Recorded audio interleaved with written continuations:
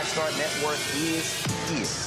Hold no punches! I'm real revolutionary right now. Black power. Support this man, Black Media. He makes sure that our stories are told.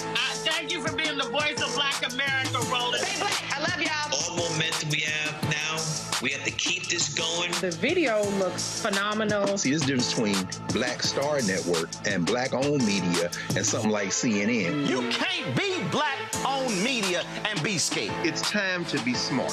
Bring your eyeballs home. You dig?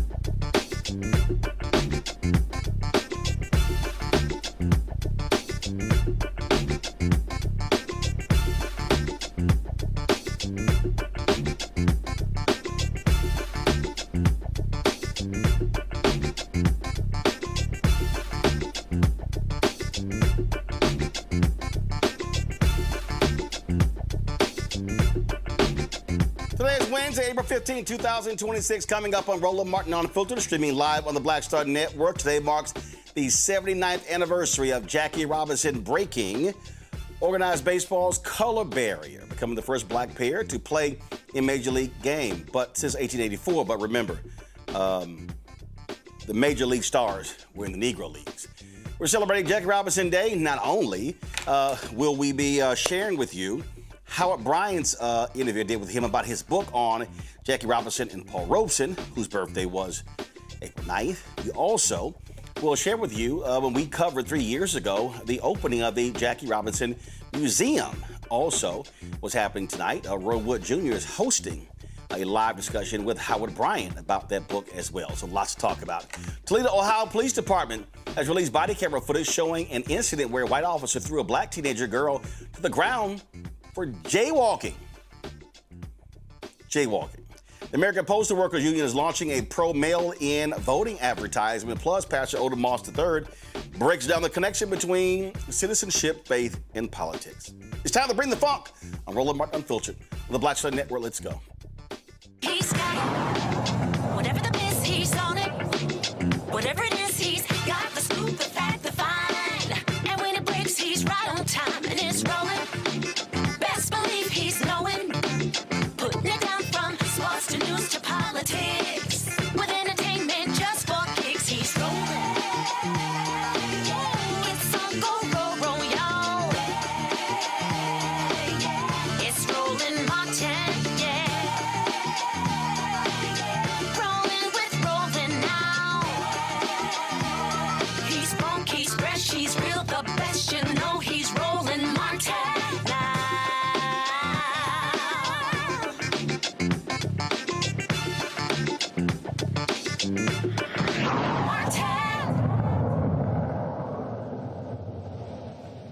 City leaders in Toledo, Ohio are demanding that charges be dropped after a 15-year-old girl was forcibly thrown to the ground Friday by a Toledo, Ohio police officer. Y'all, she was jaywalking. Cell phone video of the incident shared on social media by the girl's mother appears to show police questioning her before the situation escalated, resulting in her detention. On Tuesday, the Toledo Police Department released body camera footage showing the interaction between the officer and the teenage girl. The officer claimed the teen spat on him during the incident.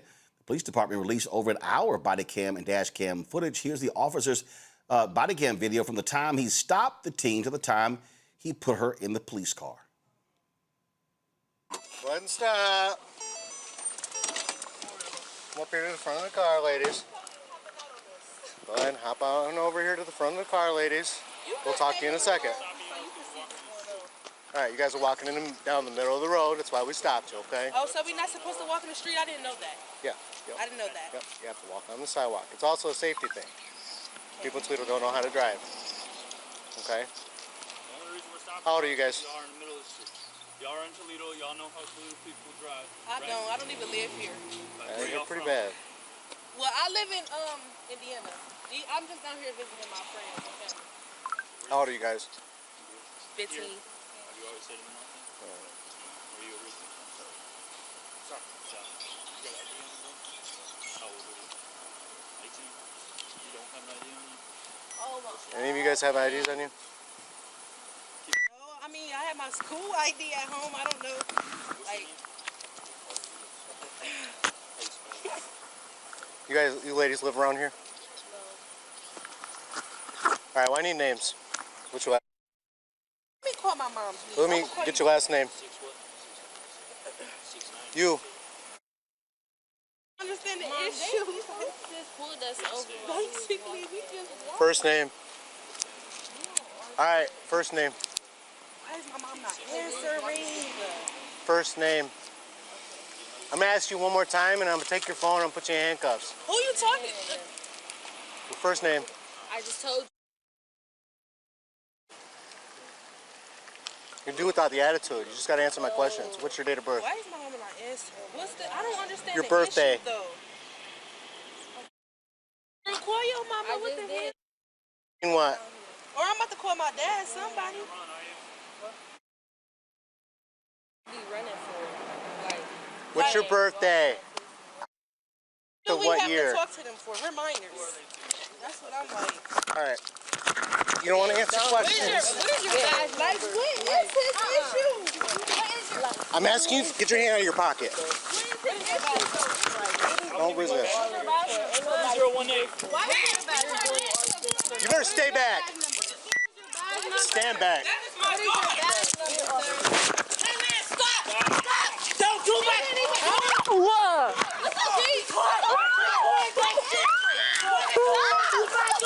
Stop resisting. For my fucking daughter! What is he doing for my daughter? Hands behind your back. Hands behind your back. Your hands behind your back. Your hands behind your back. Back up! I'm fuck you up. Back up!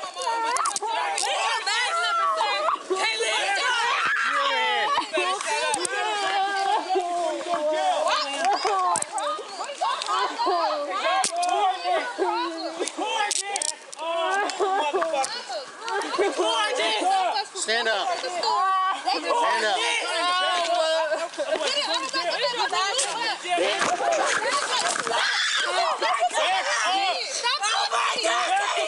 You spit all over me. Keep him coming. Step up. Stand up. Stand her up. Stand up. Oh my God! Don't spit on me again. My baby is the girl! Oh my God! Back up. It's on coordinates! Oh my God! Fuck you! Y'all got that badge number? Folks, she was charged with resisting obstruction and harassment with a bodily substance, charges that she denied in court on Monday. The officer has since been reassigned. This is WTVG-TV's website. This is what City Councilwoman Venice Williams said, quote, "I saw the dash cam. I heard the baby cry out. Go to my iPad. This officer should not be on the streets. I feel for his safety and our safety. This is not me saying that the police are not needed in our community. We need you to work with us to save our babies and not beat our babies. I want all the charges dropped for this young lady, all of them, because this could have been prevented." My panel, Robert Patillo, civil rights attorney, the Patillo Law Group out of Atlanta, Rebecca Carruthers, president and CEO, Fair Election Center out of D.C. I have no idea why she's wearing that trash today. I don't know what the hell she's doing wearing a Cowboys hat on Jackie Robinson Day. Lord have mercy. Brian Shapiro, he is the host of Pushing the Limits. Glad to have y'all here. Robert, this is the sheer stupidity. This is real simple. Ladies, you're walking in the street. I need y'all to walk on the sidewalk, okay?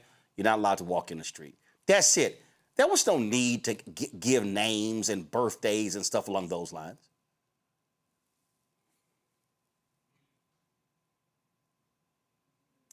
Robert, you're on mute.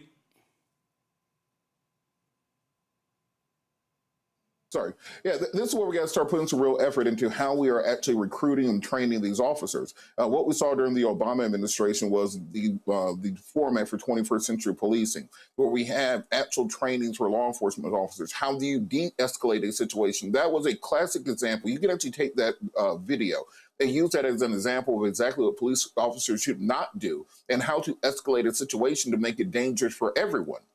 It was a simple situation of girls walking in the street. If these were two 15-year-old white girls, I doubt they will be on the ground in handcuffs at the end of that interaction. However, because we now have this militarization of our police departments nationwide, we no longer have a Justice Department that we can count on that will step in and actually prosecute these officers. We have a president who is now telling people, don't take it easy on folks. They want to bring these militarized, tough-on-crime, Nixonian tactics towards our streets. We are seeing this increasingly, not just in this incident, but in incidents around the country where police officers have this John Wayne mentality when it comes to dealing with African Americans. And the idea of childhood or adolescence or teenagerness goes out the window for Black folks in this country. You are seen and considered with this concept called age estimation. They treat you like a grown person. They don't see 15-year-old little girls. They see somebody who's a danger, somebody who they need to investigate, someone they need to stop, someone they need to frisk. And as we see in this situation, it's only going to escalate. And this could have gotten a lot worse. And for the city councilwoman, I'm glad she spoke out, but we need to stop kind of coddling these officers and being afraid that somebody will call us, defund the police or soft on crime, etc. These officers need to be off the streets for a very long time. They need to be retrained. on how do you handle situations in communities. They need to understand how to de-escalate. And if we had a functioning justice system, this police department should be sued, and the family should recover from this. But is what we're dealing with in the atmosphere we have right now, they're making it very difficult for us to see any type of criminal justice reform or any type of damages for crimes committed by officers. I just really have no understanding of how walking in the middle of the street, hey ladies, I need y'all to stay on the sidewalk, escalates into slamming somebody down and handcuffing them, Rebecca. I just don't. And again, this is, so you didn't like the attitude, so you're arresting them because of an attitude. Having an attitude is not an arrestable offense.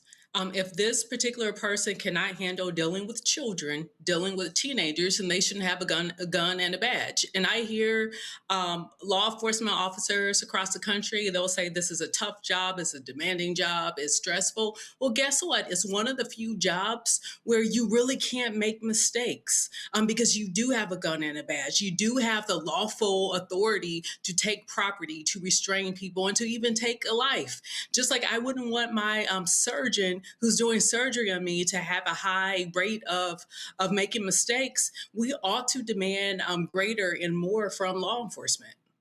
Brian. Yeah, let me just start out by saying this. I'm not so sure if those young girls had the same skin color as me, that would have happened. That's not going without saying that some police officers don't do bad things to white people too, because they do. What the hell was that all about? All you have to do, anybody with common sense would say, hey, ladies, can you please do me a favor? Please don't walk in the streets. And that's it. There's no confrontation. Why are you asking them for their IDs? Why are you asking them for their names? That's an officer that's on a power trip, probably a racist officer. And okay, so the 15-year-old doesn't answer you immediately, doesn't give her name to you immediately. You put her in handcuffs? I mean, are you effing kidding me right now? That officer is back on the streets. I mean, how could this guy still have a job? This stuff gets me so angry. And, you know, I think about the George Floyds. I think about the Ahmaud Arbery's. I still talk about that case all the time. When some people that have my skin color say systemic racism doesn't exist, those people are what I call morons. That officer should, at a minimum, suspended without pay. That's at a minimum. I think he should lose his job. How traumatic for that 15-year-old girl. By the way, I heard spit at him. Let's just say, hypothetically speaking, she did. Okay, I don't condone that. But how did we get to that point to begin with? These people are supposed to be professionals. You're dealing with 15-year-old kids. That officer's life was never in jeopardy. These officers have no idea how to handle things in a de-escalation way. I think most officers wouldn't behave that way. But the fact that this guy still has a job, we have a problem in our society. And while all this is going on, there are people that are calling for the pardon of Derek Chauvin, who murdered George Floyd. Let's just call that for what it is. Now, I'm glad it didn't escalate to that point. But as you said, Roland, I was thinking exactly what you said to start this segment. All that officer had to do, hey, ladies, can you please do me a favor and move along to the side of the road and go on the sidewalk? Now, if they don't listen to you after you tell them to do that, then you ask for their names, because they're not doing what you're telling them to do. But why did it even come to that point in the first place? What a waste of taxpayer dollars, as far as I'm concerned. This is what the police report said. This is a report in the Toledo Blade. The officer, quote, closed the gap between his body and the girl's body and utilized a balance displacement takedown technique to stop the girl's active resistance and to obtain compliance to place her into handcuffs. The officer, quote, then used joint manipulation on her left arm to gain control of her left arm, placing her into handcuffs. And then it says when the officer helped the girl up, she spit in his face. Got for two young girls walking in the middle of the street. And then people wonder why folks yelled, defund the police. Then they wonder why communities, black communities, brown communities, don't like cops. Exhibit 20,578. I'll be going to... Just real quick. Just real quick, this is also why police reports are not admissible in court, because we all saw exactly what happened in the video, and then we see what the report says, and they very rarely match up. We have to start holding officers accountable for lying on police reports by using flowery language. This is why these body cameras are so important that came about in the last decade, because we can finally have a non-biased accounting of what happened, as opposed to whatever they write in the report. All right, folks, got to go to a break. We come back, more on Roland Martin Unfiltered on the Black Star Network.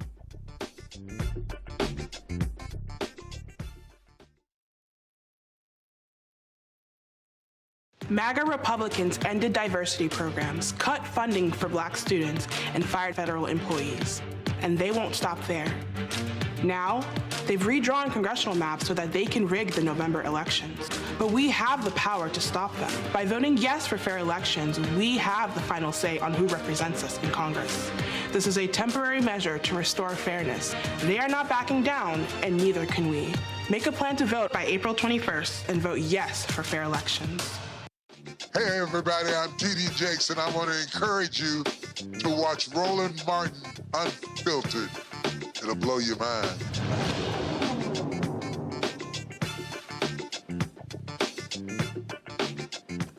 A major U.S. Postal Service union has launched a national TV ad campaign promoting voting by mail. The 30-second ad features various voters, including a busy farmer and a flight attendant who shared their reasons for voting by mail. Sponsored by the 200,000-member American Postal Workers Union, the advertising campaign will begin airing in Ohio this week. The state is historically significant because Union Army soldiers cast the first mail ballots there in 1864 during the Civil War.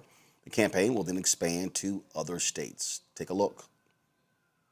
I want to vote, but I work long shifts, so I vote by mail. I want to vote, but I work sun up to sundown. I vote by mail because my job is in the air. My family needs me. I'm usually on call. It's hard for me to get there. I'm stationed far from home. I'm away at school. We trust voting by mail. It gives us time to decide. I vote by mail because I know my vote will count. Vote by mail. Keep it. Protect it. Expand it. Jonathan Smith, president of the American Postal Workers Union, clarified that the union's TV ad was produced before Donald Trump's executive order was issued and is not a direct response to it. But it damn sure is needed, Brian. Yeah, I look back at, the election that took place in 2020. And when I go back to 2020, I think of, mail-in balloting and, what Donald Trump told his supporters not to do was to mail-in ballot. And then we fast forward to today. Donald Trump just had a mail-in ballot himself in Florida. He's telling his supporters that it's nothing but fraud. Don't do it.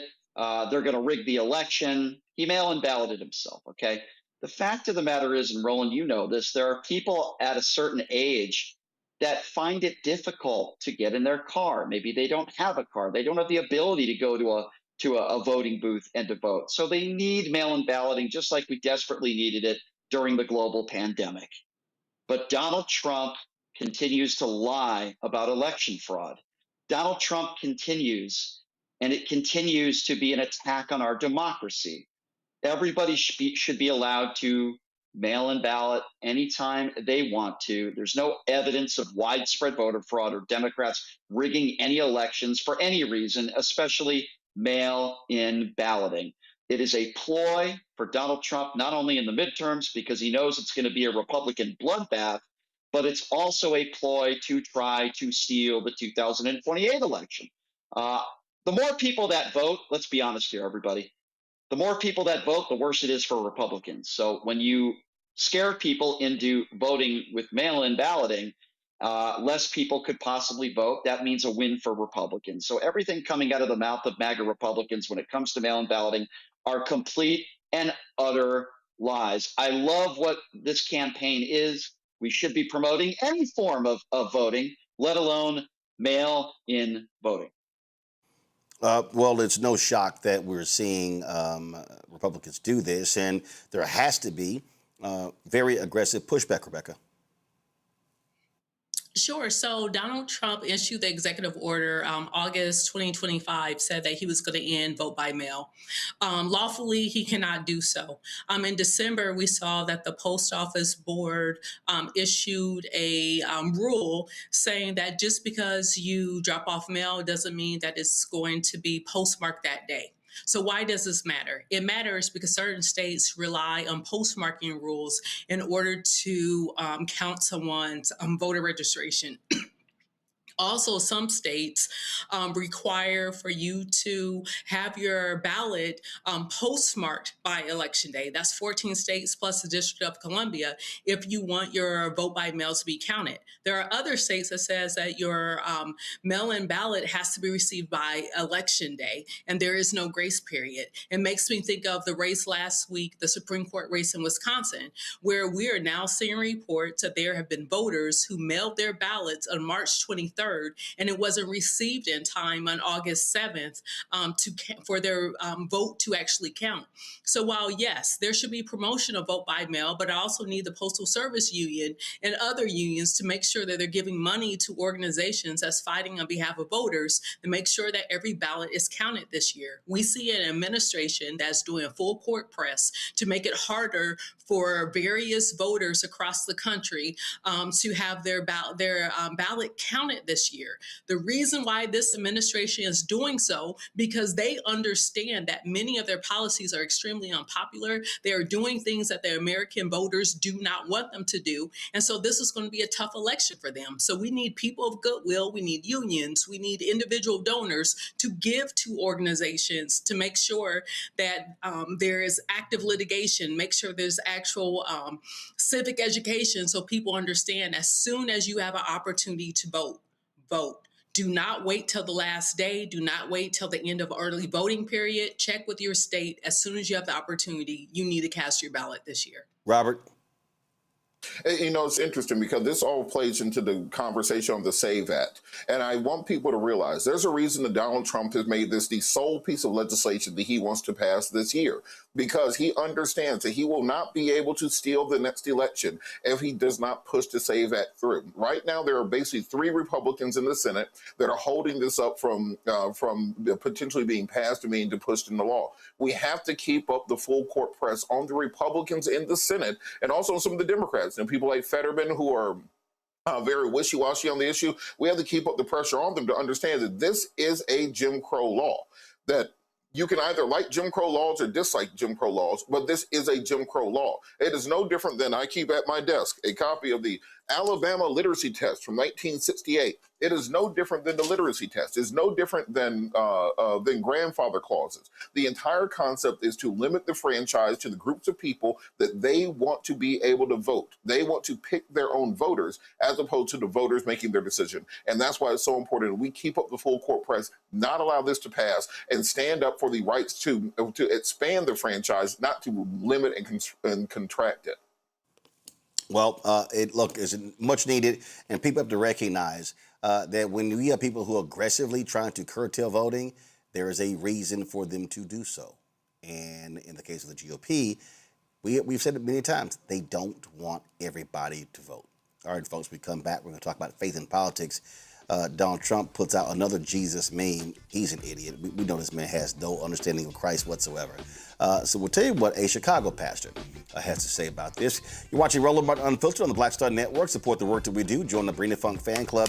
Folks, this is simple. Between this show and the 5 other shows on the network, we don't have billionaires and millionaires contributing to us. Your support is critical for us to offset the expenses to produce all of these shows and all the content that we do in studio and on the road as well.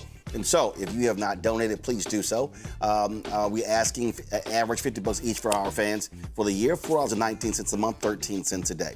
And if you want to support us, please use Cash App. Use the Stripe QR code. You see it right here. That's also for credit cards. Checks and money order. Make it payable to Roland Martin Unfiltered, P.O. Box 57196, Washington, D.C. 2003-7-0196. PayPal's R Martin Unfiltered, Venmo RM Unfiltered, Zelle, Roland at RolandSMartin.com, Roland at RolandMartinUnfiltered.com. We'll be right back. Why does it feel like we're going backward? Voting rights under attack, schools stripped of funding, Black history erased. This is the Trump MAGA agenda. They want to take us back. They are redrawing congressional lines in states across the country, deciding who gets power and who gets silenced. We see what this is, a power grab. Virginians won't be fooled. Show up, vote, take back our power. It's a temporary measure that gives the people, not politicians, the final say. Vote yes by April 21st. Hi, I'm Swing Cash, Basketball Hall of Famer, and you're watching Black Star Network.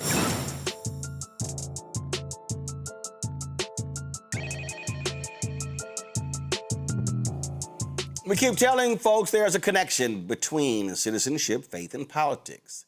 Reverend Dr. Otis Moss III, senior pastor of Chicago's Trinity United Church of Christ, connected it all in under 5 minutes. Check out what my alpha brother had to say. I recently heard a young Black man make a statement stating that he does not do politics, and then went on to say that he does not vote. It pained me to hear a person who benefits from our ancestral struggle claim he did not vote because it does not make a difference, according to him. This young man stating this ignorance with his full chest. Voting does not make a difference. Black people have only been full citizens in this nation since 1964, the year the Civil Rights Bill was passed. This act ended legal state-sanctioned segregation. This act was part of a long battle that began when we arrived in this country. And for the purposes of this 5 minutes, I want to highlight several cases that shaped this battle.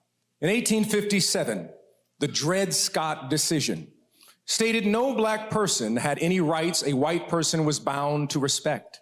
This legal decision effectively stated Black people were not citizens of the United States. Even if born free, we were not fully protected nor seen as human. In 1868, the 14th Amendment was passed. All persons born or naturalized are subject to the jurisdictions thereof. In other words, citizens. But the Confederacy and those descendants of the Confederacy wanted to find a way around this amendment. In 1882, they passed the Chinese Exclusion Act. No person from Asia could come to the U.S., and those who were already here could not be citizens. This was the argument that was used to create in 1896 what we know as Plessy versus Ferguson, separate but equal. The work of Black, Native American, along with Asian people led to the 1943 repeal of the Chinese Exclusion Act. This victory provided legal and organizing energy for the Civil Rights Act of 1964 that gave us full citizenship. This timeline is about faith, moral courage, and politics. Politics literally means the affairs of the city. For those who say they don't do politics, to choose not to vote and not to be informed is to give your power to people who want to take your rights away. The Supreme Court recently heard a case from this administration that seeks to appeal or to reshape a portion of the 14th Amendment and put back in place a portion of the Dred Scott decision and the Chinese Exclusion Act based on their legal argument. Thankfully, most, let me say it again, most, not all of the Supreme Court, those on the Supreme Court, sounded annoyed and skeptical of the Trump administration's case to take away birthright citizenship. This is why we are called to do two things. Stay informed, not through a headline or your phone or social media, but do something, let me tell you right now, so revolutionary, so dangerous, so subversive it could get you in trouble. Read a book. One book that I place on your docket at this moment is a book entitled One Person, No Vote: How Voter Suppression is Destroying Our Democracy by Dr. Carol Anderson. The second thing that I ask is require anyone of age who lives in your house to be registered to vote. If they're gonna live up in your house and they are not registered, they don't need to be living up in your house. If you're not registered, you can't sleep here. Let's get ready for November, not in November. Let's get ready for November right now. The sentiment that that brother was speaking about, that Reverend Otis Moss laid out and critiqued, is one that I often hear. And what really gets on my nerves, Robert, is when I listen to these black folks, and a significant number are black men, who yell tangibles, tangibles, tangibles. But then when you begin to say, okay, I want you to define that agenda, they only seem to say reparations. And when you ask, well, how are you going to get the votes, then they really can't go from there. And I challenge them all the time on this idea that, so if you don't get something before the election, then you're not going to vote, when the person you're asking of it can't actually give it to you unless there is a vote by the body, whether that is the city council, the school board, the county commissioners, the state legislature, or Congress. And the problem that we have now with all of these people with cheap microphones is that they can yell, holler, and scream on social media, on podcasts, say a whole lot, but say nothing at the very same time. And look, on that point, when we talk about tangibles, tangible things for the African-American community, if you don't think that Biden delivered you tangibles, if you don't think Obama delivered you tangibles, if you don't think Clinton delivered you tangibles, then what the hell is Donald Trump overturning? What are all these executive orders getting rid of if we haven't had any tangible things? Why are there now between 300 and 500,000 African-American women who are either unemployed or left the workforce as a direct result of what President Trump did? Why are we seeing college admissions for African-Americans, particularly in Ivy League schools, plummet as a result of the Supreme Court decision of taking away diversity, equity, and inclusion programs? Why are we seeing military leadership being purged of all black leadership? We went from Lloyd Austin being the defense secretary to the weekend host at Fox and Friends, and they called that merit-based. So if you don't think these people are delivering for you, if you don't think you're getting anything out of it, then what the hell were all those executive orders that Donald Trump signed to get rid of those things? What was Doge cutting if there was nothing to be cut? And why are we seeing African-American unemployment tick up at a rate double what the overall unemployment rates are doing? Why are we seeing our communities being divested in, particularly educationally, as the Department of Education has decided they're going to shut down because the lady from wrestling is in charge of the Department of Education? Why are we seeing fewer and fewer African Americans in air traffic controller positions? Because they put the guy from Real World versus Road Rules Challenge that was charged of the FAA, and the first thing they did was get rid of the black employees. So if you don't think tangibles are being delivered, then you may be not reading deep enough in to see what those tangibles are. And I do think there's a responsibility on the side of the Democrats to learn from what President Trump is doing and has done. He hired a bunch of TV personalities and actors so that no matter what he does, he can send them out to every cable news show, send them out to every podcast, send them out to every corner of social media to yell about and crow about everything that that they have achieved or done and put their own messaging out there. Democrats should have been doing that exact same thing with the Civil Rights Division of the Justice Department under Joe Biden, the work that was being done there. When you look at student loan reform and how that has affected the African-American community. Look, Joe Biden will eternally be, and for the rest of my life, the best president in American history because he got rid of my law school student loans. If that's not a tangible for people, I don't know what that tangible would be. So when we start talking about these things, one, the party has to do a better job of articulating to people exactly what they have done.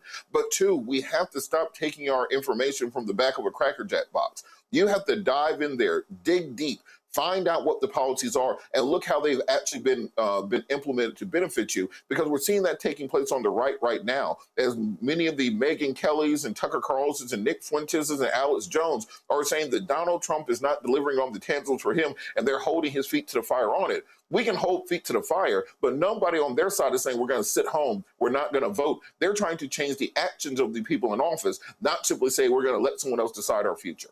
So here was this this interesting tweet. This is by someone that follows me. I'm not sure if this person is real, Rebecca. This guy tweeted, President Biden won in 2020, no tangibles that he actually promised signed in law. Not a effing thing. Maybe the Democratic Party should have come with some tangibles. See, again, Rebecca, when they throw out tangibles, it's only one thing they're talking about. That's it. That's all they're talking about. Like this person here. So he posted, if the Democrats are not ready to put reparations now on the table after we have been voting for them faithful for over 60 plus years with no tangibles, I think it's time to let them go. Okay. But how are you going to get it passed? And whenever I put that out, it's amazing how people can actually go to the next step. But thinking, well, let me just make the statement. And so the issue also is that when you do say, remember there was someone who was in chat yesterday, oh, don't come with that general stuff. No, this person said, I'm asking for something that is only for black people and nobody else. And then, of course, you got to explain to them how politics actually works. Rebecca, your thoughts? You know what, Roland? Dr. Carr once said on the show that you cannot use the tools of white supremacy to gain Black liberation. And the reason why I mention that is people have to understand, where did this whole thing about tangibles come from? Was it a psyop that people got hooked into? Look, Black people since the beginning of this country and before this country even convened and have demanded rights in North America on this land. And so the idea that there are things that we're asking for our humanity, and we're no longer asking for our humanity, we're demanding our humanity. We're also asking for reparations, yes. However, there is a whole plethora of policy. Reparations is more than just getting a check. Reparations is also having reparations through the tax code policy. It's also making sure having access to education and housing, the ability to pass on generation from generation wealth without it being stolen through the color of law. Reparations is more than just receiving direct money. It does include receiving direct money. I want to make that clear. But one thing I would ask is, if we're talking about tangibles, why are we just focusing on one party? Why are we just asking the Democratic Party? Why aren't we asking every major American party to deliver on this particular issue? After all, this is a systemic issue. The need for reparations is because of systemic failure and exploitation, sex trafficking and human trafficking through the lens of the transatlantic slave trade. And so if we're going to talk about this thing, then we need to talk about this thing. But just saying, oh, tangibles is starting to sound like a psyop. We understand that there is Black consciousness, and we understand that there is Black literature and research on this particular issue. But what we're seeing online, sometimes it is bots. Sometimes it's people who are well-intentioned, but we have to understand that if we are going to demand this, it doesn't make sense that we will only demand it from one party when there's two major parties in this country. This back and forth, Brian, is to me the reason I think it's nonsensical. It's because if you don't vote, then you're guaranteed to get nothing. So you're like, okay, I'm not going to do anything, I'm not going to say anything until you give me what I want. But I can't even attempt to give you what you want if I don't get elected. And then there's a primary process. So if you want somebody to deliver you something, then maybe you support that person in the primary. Oh, I'm sorry, that's right, you're not voting. So therefore, you can't even get the candidate you want to win the primary to run in the general. It's all idiotic. Yeah, Roland, I agree with you. And, for these people out there that were Trump supporters and now they're not Trump supporters, but they say, well, I'm not going to vote for a Democrat, so I'm just going to sit it out. Yes, I'm sorry to name call, but they are. If you want to talk about tangibles, let's talk about the $175 billion that Trump and his administration stole from the American people with tariffs. That doesn't just affect African Americans, it affects everybody. Let's talk about this war in Iran that's costing us $2 billion a day when he takes 20 million people off of Medicaid and food stamps that's in this supposed big and beautiful bill. Oh, yeah, by the way, when Joe Biden left office, what was the unemployment rate for African Americans? What's the unemployment rate now? By the way, the entire country, everything's gone up. Inflation, the unemployment rate, private sector job growth has gone down. That affects everybody, especially minorities and people in this country that are living paycheck to paycheck. Those are the people that are struggling, that are paying $5 a gallon for gas in this country. But we're told, just be patriotic, spend $5 a gallon for gas. No. So I've had it with people at this point that say that, well, I'm not going to vote for this Democrat because they're not doing anything for me. I'm sorry to say this, but they're ill-informed and perhaps they're uneducated, because I can tell you right now, and I can go policy by policy, we don't have time for that. The Joe Biden administration, not perfect. The Barack Obama administration, not perfect. They were absolutely better for America, and they certainly were better for minorities than anything the orange man in office has done over the course of the last year and a half. And that's proven. That's not an opinion. I'm just very clear. Robert, I'm willing to engage these folks, but I'm going to ask this very clearly. Okay, name 5 issues. Name them. Mm-hmm. Name them. See, I'm not going to sit here and allow the useless rhetoric to get stated. Even if somebody says, I want reparations, okay, show me your plan of action to get it. Show me your lobbying effort. Show me what you're actually doing. Show me how you're going to get to 218 in the House, how you're going to get to 60 in the Senate, how you're going to get a president to sign it. How do you see? Again, I don't care what the issue is. If the issue is reparations, if the issue is universal health care, if the issue is anything, you actually have to do some work to get the elected officials to actually pass it. That means that you're involved in the electoral process. And this idea that I'm just going to sit out, or the silly thing, well, they're just two, I'm not going to choose between the lesser of two evils. Well, I'm just letting you know, one of them is going to win.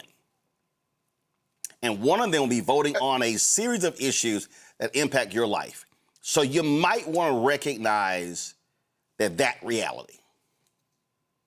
And look, this lesser two evils argument is silly. We are in a two-party system. If you do not like the party, then you have to reform the party. Remember, the way that the MAGA movement arose was you had the old school Republican Party. You had the Ronald Reagan, John McCain, Mitt Romney version of the Republican Party. And after Barack Obama beat them, you had the rise of the Tea Party, because they were far more radical and extreme than that old version of the Republican Party. And they felt that they needed to change and take over the party. 2012, 2010, 2012, they were the crazy, wild people. By 2014, they started winning office. By 2016, they were in the White House. And now here we are 10 years after that. Then the MAGA movement is now a more extreme version of that Tea Party. And that is the entirety of the Republican Party. So if you're saying that the Democratic Party isn't doing enough for you, then follow that blueprint and take over the damn party. Look, elections are a multi-billion-dollar industry. If anybody who's worked in elections and campaigns understands that it is a science at this point in time, that these races are calculated down to the block, sometimes to the household on a block, that you count your votes before you even get there. Then it's all about turning out those votes. And then once those people get elected, it's about making sure that you can whip those votes and get the legislation passed. The lobbying industry spends tens of billions of dollars a year on the state, local, and federal level to get the legislation they want passed. And you were talking about the litigation in the court system. Billions of dollars goes into litigating cases all the way to the Supreme Court to ensure that you can get the outcome that you want, and then to make sure that you can get the people on the Supreme Court that you want to be there. Heritage Foundation, All these other groups have been working for decades to get something like Project 2025 written, put into place, and then to build a political apparatus around it to actually get it implemented and to create the legal environment, the court system that can actually make it be sustainable. So this idea that we're just going to say, I want reparations, and somebody's going to like show up with a check and a Cadillac, I mean, you got to put the work in. If you want it to happen, that means you're going to have to fundraise hundreds of millions of dollars. You're going to have to build a nationwide apparatus around it so you can get people elected on the state, local, federal level. Then once those people are elected, you're going to have to write legislation. You're going to have to whip those votes. You're going to make campaign contributions. It is work to be done. So simply saying, well, they didn't give us reparations because because they don't care about us. No, politics answer the question. First day of political science class, they tell you politics answer the question of who gets what when. And then when you get a graduate degree, where and how. So when you're talking about who gets what when, you're talking about the distribution of finite resources within the society. So just as you want resources for your community, the defense industrial complex wants it. The Israeli lobby wants it. The feminist groups want it. The environmentalist groups want it. Every group wants their piece of the pie. And if you're not getting what you want, that doesn't mean you check out. That means you double down and you outwork everybody else to get it done. And until you're willing to do that, then this is just nascent online chatter until you're willing to make it happen.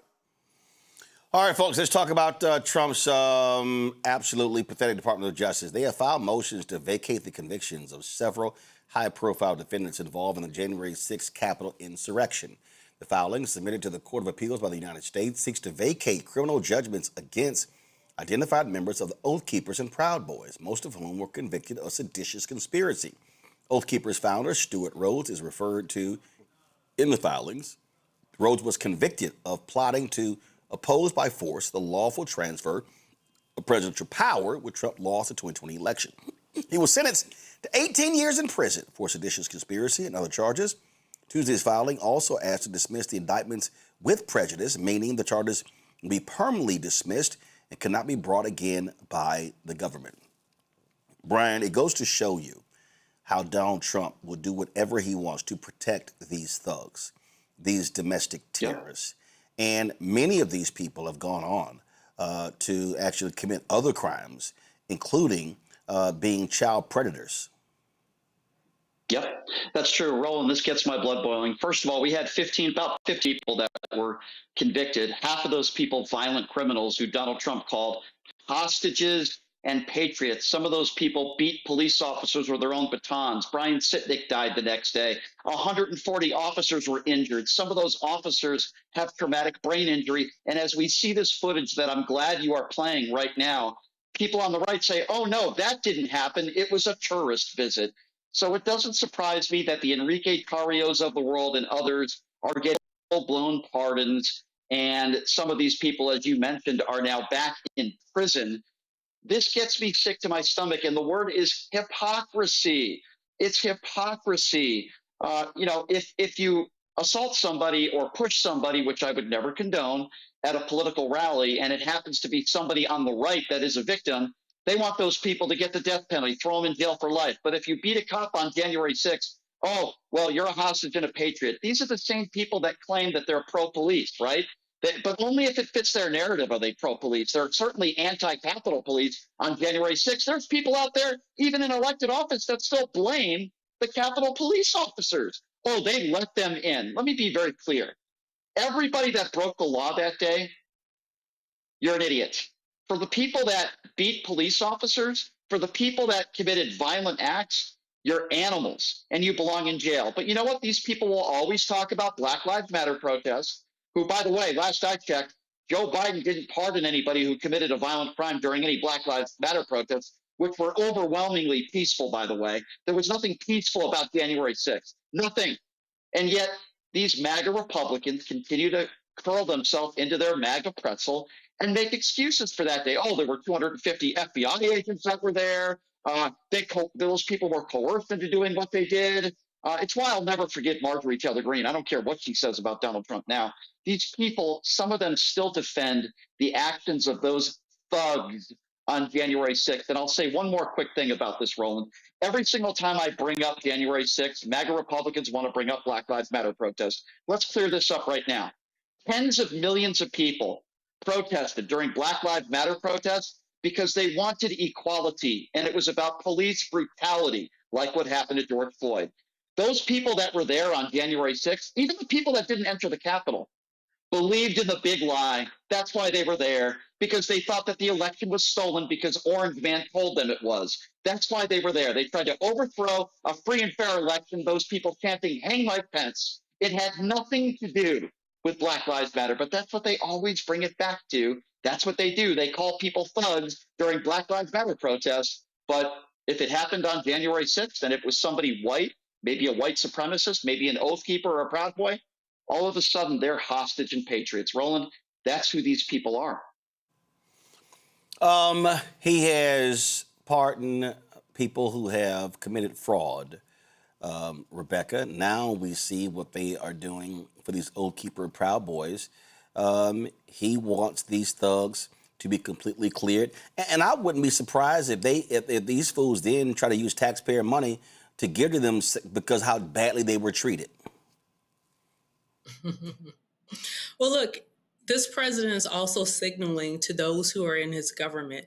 Like, we've heard reports around D.C. that he's telling folks that he's going to issue folks in his government a blanket pardon so they won't have to face accountability for the various things that they're doing currently in this administration. So this is a signal to them, letting them know, hey, you see how I took care of those who were involved with January 6th, because they know it happened, because half of them were there. They understand what this thing is. And so at some point, after this administration is over, this country is going to have to do some serious reform in how we govern as a country. Do you actually want a president who is acting as king, who is encouraging people to do unconstitutional things, and for those people not to face consequences? And you know what? I would not be surprised if we're going to have a future of tribunals and justice commissions going over all types of things that are happening in this administration. I mean, just think about it. When you have people who have been physically removed from their homes or from the streets in Minnesota, and then they're turned out somewhere, several states later, they're just dropped off in the middle of the woods, during winter. Those are things that should not be done in this country. Those are things that aren't constitutional. Those are things that are criminal. And he's using the apparatus of the government to do things that, in my opinion, are largely unlawful. And so there is going to be accountability. And I don't care if you are working in this administration and this president or his flunkies have intimated to you that you'll be fine in the future. You're not going to have to face consequences. Don't believe that. Robert? I think on the exact same point, one of the things we have to really realize and think about is the fact that these people who were pardoned by President Trump, these January 6th protests, or not protesters, but rioters, many of them went on to molest children. And when you talk about the political right, and they talk about how they are so against everything and how they want to protect children, think about the children that have been abused and molested because Donald Trump gave these people pardons. And the fact is that, just as Rebecca said, Donald Trump is setting the stage for, if he does not want to leave office in 2028, he's letting everyone know, look, you'll be fine. I'll pardon you if we have to overthrow this thing. Don't worry, the law does not apply to you. Whether you're in the cabinet, whether you're a supporter, that I will have a blanket pardon across the board before I leave office, that we need to overthrow this government and keep me in power, we will do so. Part of the reason they're kicking so hard on this SAVE Act is they realize if Democrats get the gavel back in the House and the Senate, then we're going to see real hearings. We're going to see judiciary hearings. We're going to see foreign affairs, intelligence hearings. And these people are going to have to come in and testify under oath as to exactly what happened and who was involved. And this is what they fear the most. They do not want sunlight to be shown upon the things they have done. And you mentioned the point about fraud and the other pardons that Trump has put out there. I'm talking about, we are close to $2.5 billion in fraud convictions that have been vacated by Trump pardons that will never go back to the people that were defrauded by the lackeys around him. And I think that one thing that's going to be very important in the next presidential campaign as we get ahead of ourselves is someone needs to campaign on the idea of a constitutional amendment to take the pardon power away from the president. I think that just as it is in many states, you need to have a council, a nonpartisan council that makes a decision as to who gets pardoned and who isn't. Because we see Donald Trump selling pardons in front of our faces, giving Jared Kushner's dad a pardon, giving random rappers pardons, giving athletes pardons because he happened to know them. And Joe Biden doesn't get off the hook either. Why would you pardon your friends and family members, but not pardon the people who stood behind you who are being politically prosecuted as a result of advocating for you?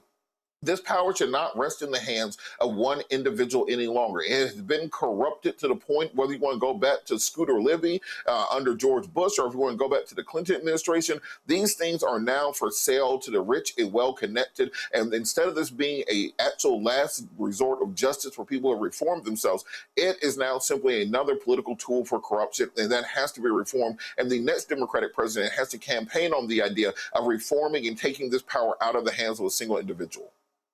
All right, folks, going to a quick break. And we come back, Black Star Network headlines with Brittany Noble, and then we'll talk Jackie Robinson. You're watching Roland Martin Unfiltered on the Black Star Network. MAGA Republicans ended diversity programs, cut funding for Black students, and fired federal employees. And they won't stop there. Now, they've redrawn congressional maps so that they can rig the November elections. But we have the power to stop them. By voting yes for fair elections, we have the final say on who represents us in Congress. This is a temporary measure to restore fairness. They are not backing down, and neither can we. Make a plan to vote by April 21st and vote yes for fair elections. I'm Mark Morial, President and CEO of the National Urban League, and I'm watching the Black Star Network.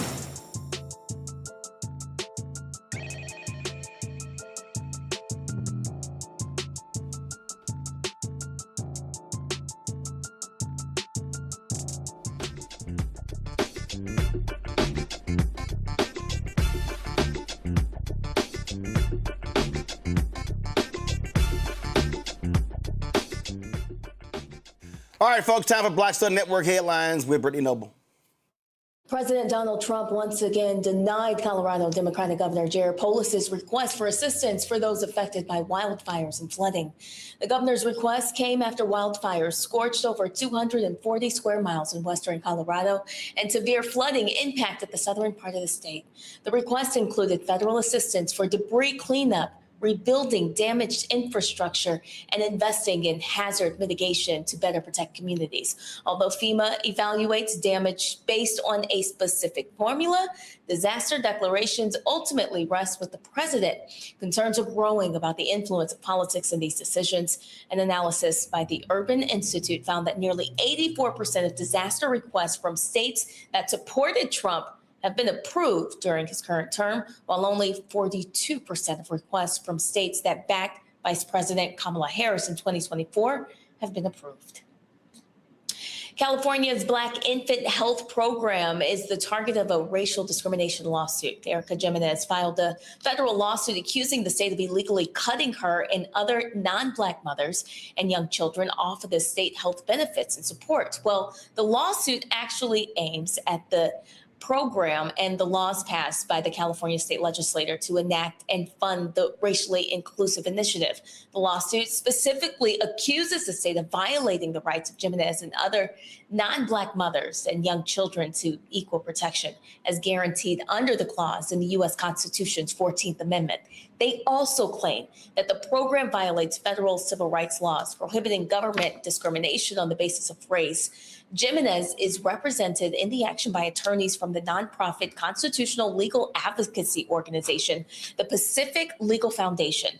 The lawsuit names the California Department of Public Health and its director, Dr. Erica Pan, as well as the LA County and Pasadena Public Health Departments and their directors as defendants. Black parents of a teenager from Indianapolis, Indiana, are still waiting to see if a police sergeant caught on video threatening their son during a traffic stop earlier this year will face disciplinary action. On February 6th, 17-year-old Travion Taylor was pulled over for failing to signal a lane change. He and his 3 passengers had just left an anti-ICE protest at a nearby high school.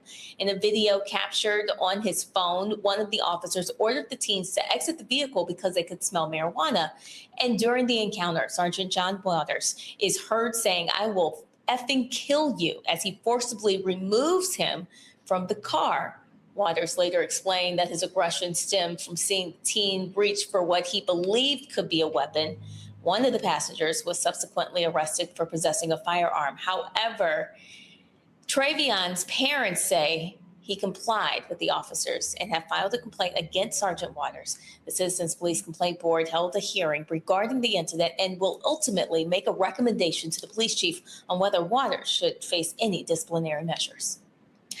The Chicago Theological Seminary, a historic institution that played a significant role in the abolitionist movement and the Underground Railroad, has paused admissions, raising concerns about the school's future. The seminary, which has been operating at a loss of over $1 million each of the past 2 years, is still working to ensure its long-term survival. The seminary's president assured that all currently enrolled students will have a pathway to complete their degrees. The institution has experienced declining enrollment in recent years, and like many colleges all across the country, they are trying to determine whether it can continue to operate. Howard University has recently implemented a new policy that requires athletes to either stand during the national anthem or remain in the locker room. In response to the policy, the women's basketball team has decided to stay in the locker room for the upcoming seasons. For the past 6 seasons, the Bison players have kneeled during the anthem as a form of protest, a practice popularized by former NFL quarterback Colin Kaepernick in response to police brutality. The new protocol was introduced by Howard's Vice President of Athletics, Kerry Davis, following a game against the U.S. Army in December. All right, folks, gonna take a break. When we come back, I want to talk sports. One, we're gonna talk golf, and then we'll talk Jackie Robinson. What we're not gonna do, I will talk about those trash-ass Dallas Cowboys anytime, especially when somebody decides to wear that bullshit on my show, and they are trash. And the only thing they have to look forward to is the NFL draft, because they don't make the playoffs, because they're weak. You're watching Roland Martin Unfiltered on the Black Star Network.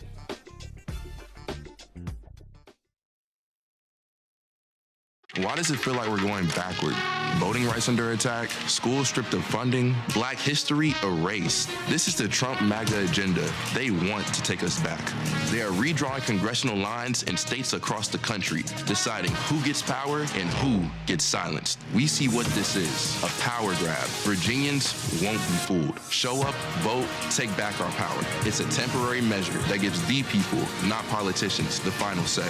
Vote yes by April 21st. Virginia, we are counting on you. Republicans want to steal enough seats in Congress to rig the next election and wield unchecked power for 2 more years. But you can stop them by voting yes by April 21st. Help put our elections back on a level playing field and let voters decide, not politicians. This is the responsible thing to do. Help us chart a better path forward, Virginia. Vote yes by April 21st.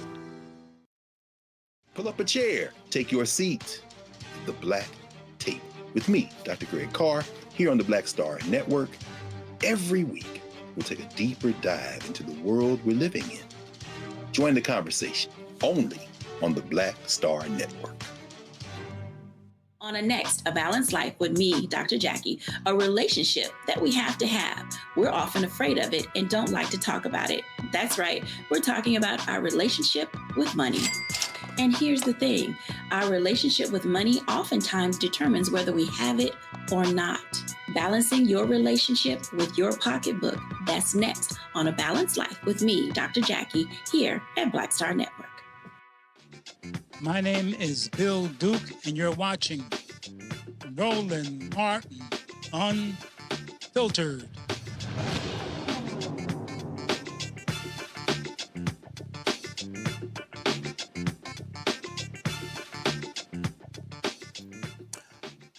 4 years ago, when the Saudis announced they were forming Live Golf, people lost their ever-loving minds.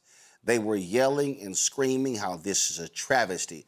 This government, Saudi Arabia there were more people from Saudi Arabia who were part of the 911 terrorists than anybody else. And this is what they're doing is just wrong. How they're trying to buy goodwill. I mean, they were just going on and on and on.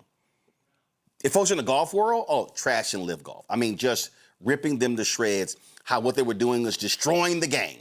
Okay, which also I thought was stupid. So the Wall Street Journal is now reporting that the Saudis are looking at pulling the funding from Live Golf. There's another report that said that they may very well fund it through the end of the year, but that's going to be it. Come on, go to iPad. Come on. Thank you. So Wall Street Journal says Live Golf facing imminent closure as Saudi backers weigh pulling funding. And, people were saying, oh, my God, it was trash. But no one was watching it. They couldn't get a TV contract, all those different things. And let me be real clear. Live Golf was highly successful because you know what it did? It actually forced the PGA Tour to spend more money and pay its existing players. It changed their entire financial structure.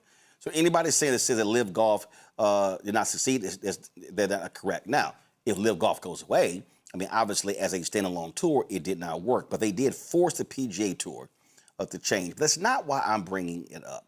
I mean, all of these people were going crazy, complaining about this. Oh, by the way, y'all do know that they played several Live Golf tournaments at Donald Trump golf courses. He wasn't complaining about them because they're putting money in his pockets. So while all of the screaming, yelling, I mean, it was insane 4 years ago. I mean, 911 families came out and blasting this decision and blasting the PGA Tour and blasting individual players. Yet, last week, the same Wall Street Journal reported this. Actually, this is not last, this is just 3 days ago. Sorry, it was last week. Today is the 15th, April 6th. Gulf funds agreed to back Paramount's $81 billion takeover of Warner. Commitments from Middle East entities will help offset costs for the Ellison family. So if you scroll up and you read this story, what you will see right here, wow, Saudi Arabia's Public Investment Fund has agreed to provide roughly $10 billion of the nearly $24 billion to Paramount, run by David Ellison, the son of billionaire Oracle co-founder Larry Ellison, who both are in bed with Donald Trump.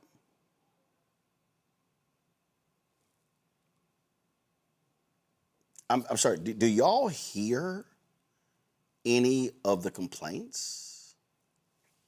I don't. It's amazing how silent people are. Like, they're saying nothing. Now, they were going crazy about the Saudis' funding of golf tournament. But they're saying nothing about the Saudis being a part of a consortium that's providing $24 billion for an entertainment company. Remember when they said, oh, this is them trying to buy goodwill for their, to explain away Khashoggi and all that. Remember all of that? But y'all notice how silent people are. I'm not sure. I don't understand what's going on here and why the same people are so incredibly silent right now. It's amazing to me. It's amazing to me how you don't hear all the criticism. Oh, they were talking about federal investigations of the Saudis for funding Live Golf. Do y'all hear anybody calling for federal investigations of the Saudis for being a part of a $24 billion consortium? No, I don't think so. It's just amazing how you don't see it nor hear it. But that also got me to, when I saw this, I thought it was pretty interesting. Dave Chappelle sat down with Michelle Martin of NPR. And she raised the issue to him when he performed in Saudi Arabia. Listen to what Chappelle had to say.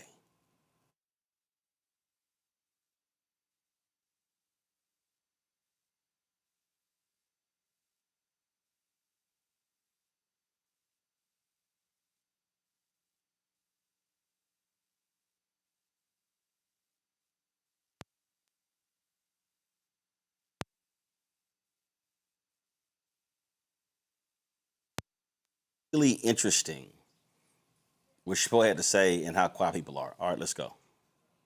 U.S. intelligence did make it clear that they believe that the Saudis killed Jamal Khashoggi in the embassy in Turkey. And you knew that when you went, right? Oh, absolutely. Now, I should tell you.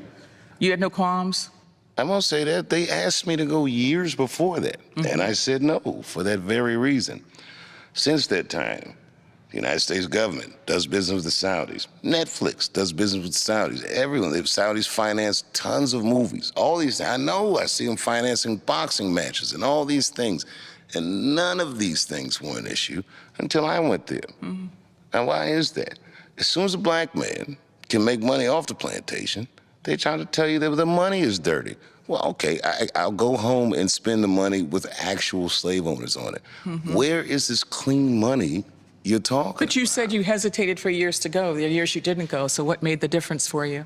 Time and circumstance, time and the wheels of commerce kept turning. You know, if you want to be that pure about money, then stop driving your car, stop eating, don't use your cell phone. Everything is tethered to something that's just terrible. And I can make a million excuses or reasons to deprive that crowd of that show. But man, when I was standing in front of them, I feel like I did the right. I remember when Live Golf came out. Remember they were trying to come up with Charles Barkley. And I was like, do y'all know how many companies take Saudi Arabia money? How many companies that are publicly traded that the Saudis invest in? But it's interesting that it was all this smoke for golf. Chappelle is right. Chappelle is absolutely right. American companies, the American government, we do business with the Saudis. In exchange for them keeping oil at a certain price, we provide them weapons. So let's be clear. Stop all the moralizing. Stop being hypocritical, because we see what's going on here. Look at my panel here. Brian, it was just amazing. Yeah. It was amazing to me to see all the criticism, and they got nothing to say about the money they're investing in Hollywood right now. Yeah, so Roland, I have some strong opinions on this. First of all, obviously, I agree with you. There's Saudi money everywhere. By the way, the LPGA would not survive if not for Saudi money and sponsorships. So I'm with you on that. It's blatant hypocrisy. Here's my issue with Live Golf. I don't think it's good for the game. Maybe that's a different topic, but I have a problem with golfers that say they're doing it to grow the game. No, they're not. They're doing it for money, and that's okay. Dave Chappelle went over there. He did his thing. I didn't criticize him for it. Make your money, Dave. You're a great talent. If Live Golf wants to pay you a couple $100 million like they did with Phil Mickelson, who am I to say you can't do that? Yeah, the Saudi government's done some really bad things. But as you correctly pointed out, and as Dave Chappelle correctly pointed out, there's Saudi money everywhere, everywhere in this country. Like it or not, it's there. It's money. If you have a talent and you want to take care of your family and you're getting offered a lot of money, who's to tell you that you shouldn't be doing that because Saudi government is bad? I know what they did to Khashoggi. It was horrible. That was murder. But I'm not going to criticize Dave Chappelle. Heck, I'm not going to criticize PGA golfers that go over to Live when they offer them boatloads of money to do so. All I ask is don't lie about it. Don't look at us in the camera and say, I did it to grow the game of golf. No, they didn't. They're lying. They did it because they did it for the money. And guess what? I'm not going to criticize them for that. That's my only thing that maybe we might disagree on a little bit, Roland, but I totally agree with you with what you're saying. It's hypocrisy. There's Saudi money everywhere outside the world of sports. Look, listen, people have their own motives. I went to a live golf tournament in Indianapolis. There were a lot of people who were actually there who never even been to a golf tournament before. Okay? When I went to the fan zone, because bottom line is I've been to PGA tournament stops, and frankly, they're boring if you're not really a golf person, or if you're not an adult who's just drinking. But it's neither here nor there. I get it. The problem that I have is I just remember, Robert, all of this energy. I mean, Congress, we need to investigate. I mean, it was insane. And I'm sitting there going, oh, so now the Saudis are going to dump billions into, they're going to dump $14 billion into David Ellison's, right-wing media companies. Like, all right, no big deal. Where's all the MAGA people? Where's all of the America First people? All the people who were like, damn the Saudis. Where did all those folks go? It's amazing how quiet they are now. Well, Roland, in the words of the great prophets, Wu-Tang Clan, cash rules everything around me, cream. Get the money, dollar bill, y'all. And beyond even the Hollywood investments, let's remember that one of the first things that Donald Trump did when he got back into office was announce a $1 trillion investment deal with the Saudis into the United States of America. Which is $1 trillion. Which is totally bullshit. And this is, but hold on. He announced that, but then that was to cover up the actual deals they were doing with the Trump organization with the Saudis. They're building a $1 billion Trump Plaza in Saudi Arabia. They're investing another $7 billion in projects through the Trump organization in Saudi Arabia. You're talking about the Jared Kushner, who's negotiating with Iran right now on behalf of America. When he left the Trump administration, he got $2.2 billion from the Saudis for development projects. And as a result of this, the Saudis are now considered what's called a major non-NATO ally of the United States of America, which means that effectively they have their own Article 5 with the U.S. If any country attacks Saudi Arabia, we attack them on Saudi Arabia's behalf. I don't think many people realize that by giving them this designation, we are essentially Saudi Arabia's attack dog. So if anyone goes after the Saudi royal family, if anyone attacks the nation, if anyone tries to invade them, we invade on their behalf. They have a very similar agreement with us that we have with Israel at this point, where we are simply their big brother and we drive the U.S. Navy over in order to protect them. In addition to that, we had a $142 billion arms deal with the Saudi, so where we're now giving them F-35 stealth fighter jets. Now, if you want to know what an F-35 stealth fighter can do, that's what Israel uses every time they fly into Iran to evade the radar and assassinate people. We're now going to give that to the Saudis in order for them to do with it. Who knows what they're going to do with it? We're also giving them 300 tanks and additional investment. So the point is, whatever money they gave to Dave Chappelle is a drop in the bucket, is not even a rounding error compared to the corruption that our government is going through by being in bed with the Saudis. And the fact that this administration, we haven't even got into the Saudi investments into the Trump cryptocurrency scam that exists. We haven't got into the scam, which was Neom City, the Line City that they were going to build, which went from being a 20-mile-long futuristic city to like a maybe couple block-long experiment that's taking place. This is all international money laundering going on at the highest levels. And nobody at those levels gives a damn about human rights, gives a damn about Khashoggi. And it's interesting to me that this administration uses the argument that we want to defend the rights of protesters in Iran in order to justify invading or bombing and invading them. We want to protect the human rights of women in Iran to justify our military actions, but they say nothing about those same things taking place in Saudi Arabia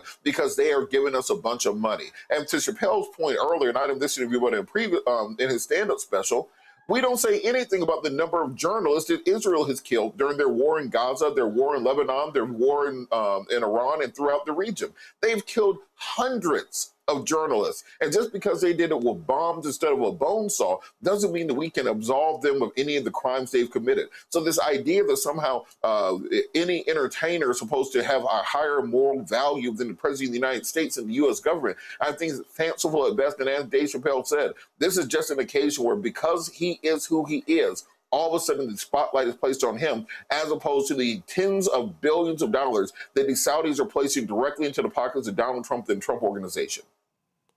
Rebecca?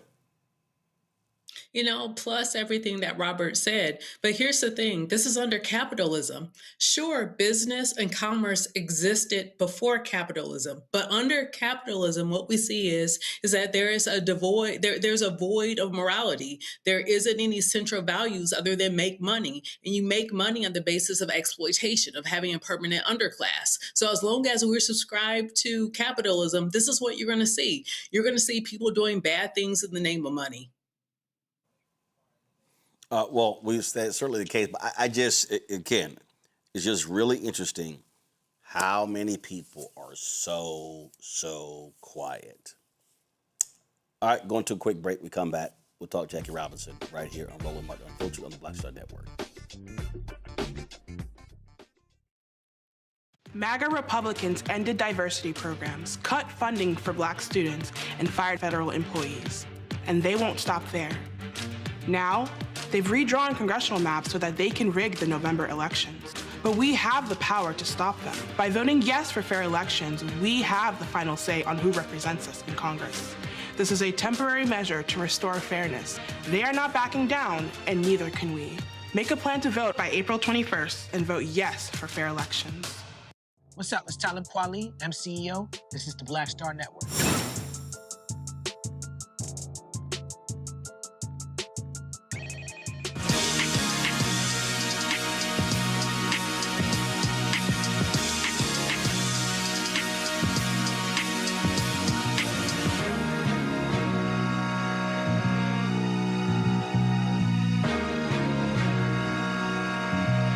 Day, April 15, 1947, Jackie Robinson made history when he debuted at Ebbets Field for the Brooklyn Dodgers. Robinson's legacy endures as Major League Baseball commemorates the anniversary of the day he broke baseball's color barrier, becoming the first black player to participate in a Major League game since 1884. That's right, black players were playing before, but then they banned them because there were racists running the league, and then they came back in 1947. This marks the 22nd year that Major League Baseball has declared April 15th as Jackie Robinson Day across the league. All players across the league will be wearing the number 42 jersey. This is the video they dropped today featuring former Yankees pitcher CC Sabathia.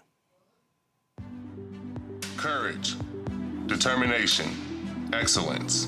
These are not just Jackie's values. They were a part of America's promise. In every child who dares to dream, in every voice that lifts and inspires others, Jackie lives on. Today we all carry him. In every place where someone dares to belong, Jackie is not just baseball history, he is America's history. We are Jackie Robinson, and we all belong in this game. Folks, as I said, all across Major League Baseball, the number 42 jersey will be worn by all of the players. It is the only jersey that is retired in all of Major League Baseball. And we often make this point here on this show, trying to remind people that when we talk about Major League Baseball, it's actually white baseball. It's white organized baseball. You had Major League Baseball stars in the Negro Leagues. So that distinction, I think, is really important because I believe we make a mistake when we refer to it as Major League Baseball. In fact, many called it organized baseball or white organized baseball. And you had Negro League owners, and the best talent was in the Negro Leagues. And so I do think it's important, Robert, on this day to recognize Jackie Robinson and what he did, but we also have to also recognize that Jackie Robinson and all the other black players going from the Negro Leagues to white baseball actually destroyed a black-owned league, the Negro Leagues. You know, this is a cautionary tale about integration, when you really think about it, that we want it so much to be part of and have the recognition of and have the financial aspects of being part of white organized baseball. And then similarly with our communities, cutting those streams of segregation, cutting out second-class citizenship, making sure we can be integrated into the broader society. But with that, similar to what you were saying, we ended up losing parts of what made our culture unique, what made what we were creating unique and powerful. And I sometimes think of the fact that, well, just last year, President Trump, as part of his directive to ban diversity, equity, and inclusion throughout the federal government, took down a plaque commemorating Jackie Robinson's military service, as well as his subsequent court-martial, as part of their effort to whitewash history. And when you integrate into someone else's house, when you allow someone else to dictate his story to you, you allow them the ability to then tell that story on your behalf. And when you start losing those aspects of your history, losing those aspects of your culture, losing those aspects of what makes you you, this is part of the reason that we see so few African Americans playing baseball today on a professional level, because they don't have that same genetic tie. They don't have that same historic tie to the sport or to the organization. So as we're commemorating Jackie Robinson Day, I think it's important for us not just to think about him, but to all the players in the Negro Leagues who came before him, all of the Black communities that rose up and cultivated those communities and built the game that they love. And when we see these players now getting these $300, $400 million contracts, realizing that we have the ability to build and craft those things again for our own communities, to make sure those dollars stay with us, and that for the next generation, whatever that next thing may be, that we can be at the forefront of that and not make some of the same mistakes we made in the past. I think what's also important, and I saw this a little bit earlier on the feed of Bob Kendrick, who runs the Negro League Baseball Museum in Kansas City.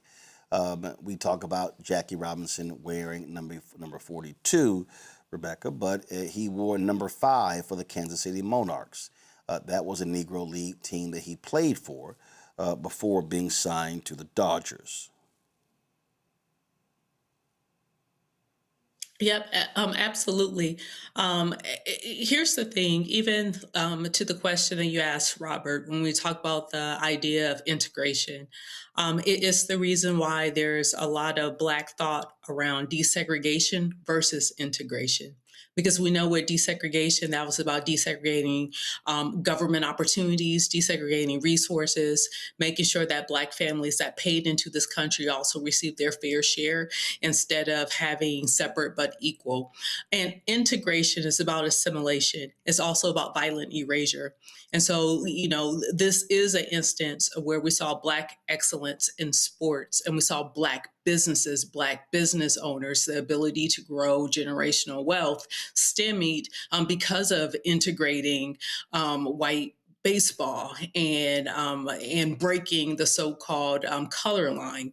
And so, you know, even as we move forward in this country, like we talk about, you know, what's next after this current administration, when we talk about reparations, when we talk about different grievances and rightful grievances that Black Americans have against this country based on things that were stolen from us because, you know, under the color of law, one of the things that we have to think about as we're building and making sure that we have strong communities moving into the future is understanding that we have to be thoughtful of how we make sure that Black communities are strong in the future, and making sure that we're not giving up our legacy, we're not giving up our intellectual property just so we could be accepted by white society. We never will. And that's okay. But, you know, desegregate our resources, but don't force the violent erasure of us. Brian, the point we've been making here that people need to remember, Jackie Robinson was not the first Black player in Major League Baseball. Black players played in the 1800s. But then the racists said no Black players. So there were Black players, and then racism took over, and then Robinson comes in 1947. But there were other Black baseball players before him. That's a really good point you make. And you think about the hatred and the danger that so many of these Black ball players had to go through back in the day, and they persevered, right? And now they should be looked at as heroes. But I think we have a problem in this country, as was just mentioned. They want to erase history. When I say they, I mean the Trump administration, white supremacists. They don't want our children to learn in school, not just, what Jackie Robinson did. They don't want our kids to learn about what slavery was. They don't want our kids to learn really about anything when it goes back into American history, good or bad, when it comes to African Americans. And listen, I'm one of those people. I always remember this day, not just because it's the day before my birthday, but what Jackie Robinson did on this day and why this day is so important and why Major League Baseball, all of Major League Baseball, is celebrating this day and how important it is. But we cannot allow our politicians today to erase history. We certainly cannot allow our politicians today to erase Black History Month. I think I go back to Martin Luther King Day and the fact that there was a Martin Luther King statue in the Oval Office. You know this story. They want to replace it with a Charlie Kirk statue. It's sickening. It's disgusting. We cannot allow it to happen. History, whether good or bad, needs to be taught. We need to learn, all of us, including our children in our schools. Jackie Robinson was a hero for what he did. And as I mentioned, the danger that he had to go through, and he persevered through it. I think that's what I remember when I think of Jackie Robinson, is what he had to go through, coming out on the other side, a hero. I just think it's an incredible story, and more people need to learn about it. And you can't erase history. As much as the Trump administration can try to do that, you can't erase history. And I think it's important that not only you're talking about this, Roland, but so many others are as well. It's really important. Folks, Jackie Robinson was inducted to the Baseball Hall of Fame, Cooperstown, 1962.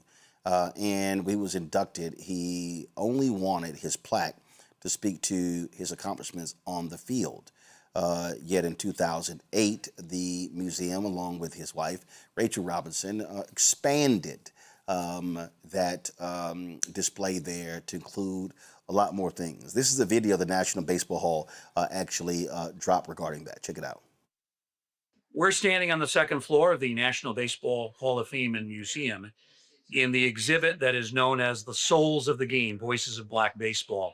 This exhibit first opened in May of 2024. But now in 2026, we have a new addition to the exhibit, and it's actually an older item from the Hall of Fame. It is Jackie Robinson's original Hall of Fame plaque from when he was elected and inducted in 1962. This plaque was recently on loan to the Jackie Robinson Museum in New York City, but within the last month it's come back to Cooperstown.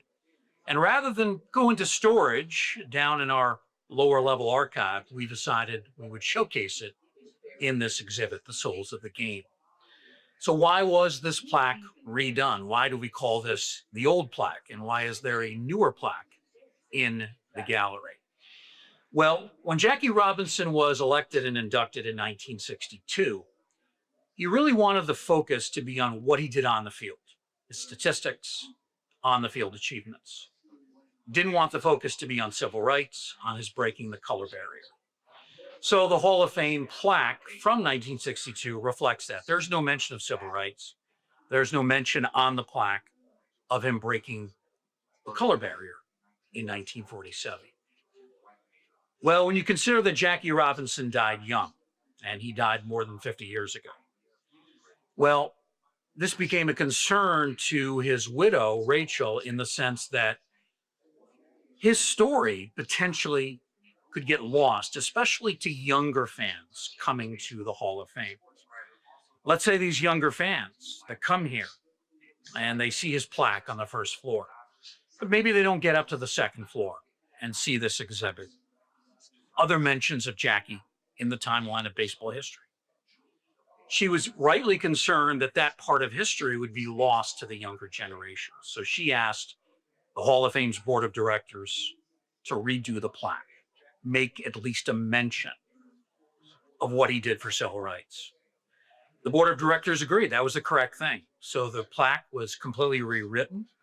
The new plaque is done in our contemporary style, about 85 to 90 words that fill up the bottom half of the plaque.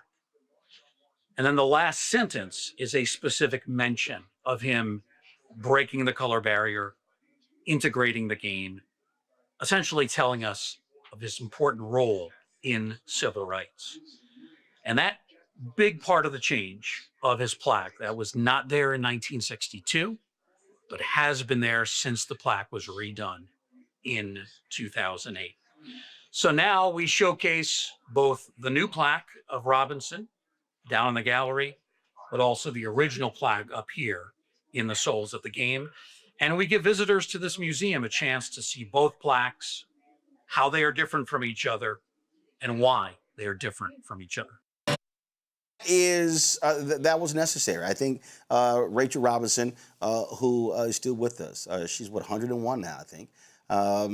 Rebecca, she was right. I don't want the next generation to not know what he endured off the field, also what he accomplished off the field. This is somebody, first black corporate vice president.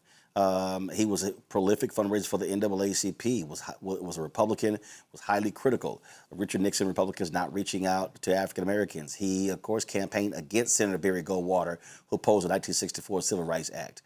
Jackie Robinson, days before he died, was being honored, and he called out Major League Baseball, saying he looked forward to the day when there was going to be a black third base coach leading to a black manager in Major League Baseball. Until this man's took his last breath out of a heart attack, and he was, of course, riddled with diabetes. He was fighting for change.